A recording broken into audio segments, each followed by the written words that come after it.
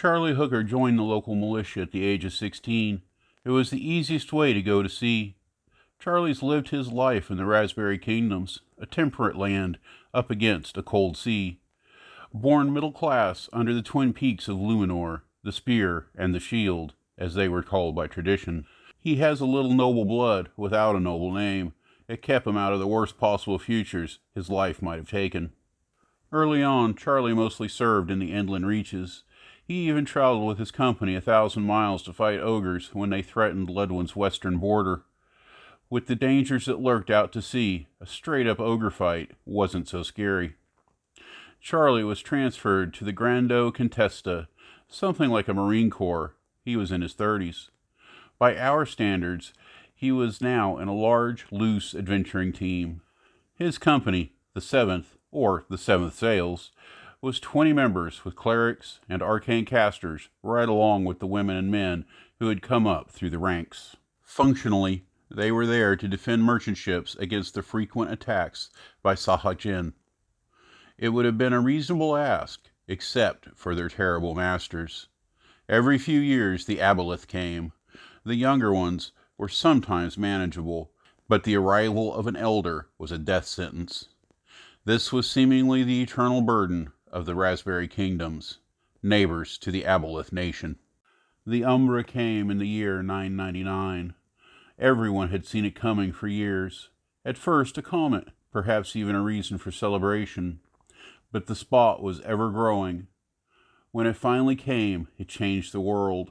The sky turned red like a pot of boiling illuminated smoke. The moon surged with energy they'd never before revealed, or never had at all. It didn't affect Charlie directly, but magic went haywire. That's when the nobles and generals planned their offensive. The Aboleth were magical beings, and they should be vulnerable. Charlie Hooker was there in the middle of it all. He fought from the deck of the Golden Eye, watching as the fleet's flagship turned hard to port, its helmsman possessed and driven wild with suicidal lust. Charlie fired 3 rounds from one of the ship's heavy crossbows, when fire forced him to abandon ship. He was picked up by an upgraded fishing boat and faced down a small Aboleth as they attempted to ram the beast. When that ship had sunk, he was picked up by yet another and was once again thrust into the middle of the terror going on around him. The sky surged, green tendrils stretched out across the cosmos, bringing forth waterspouts and lightning. He doesn't speak of it, but he was there when an elder killed Rothan Carnes, the greatest paladin of the kingdoms. As an NPC in a post-Umbra world, or whatever trauma you want to inflict on his past, Charlie Hooker is the pilot of a small boat. He'll stick close to the shore, never running at night. He's a 3rd-level fighter, but doesn't brag or even speak much of his experiences. He's knowledgeable of the coastal geography and can be hired to move small cargo or small groups anywhere that doesn't require him going out into the open sea.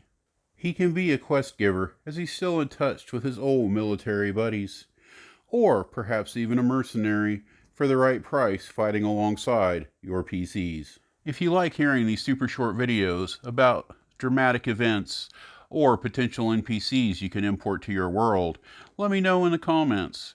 I don't know how often I'll do them or have time, but it seems like a pretty good idea. Hit like, hit subscribe, and have a great rest of the day.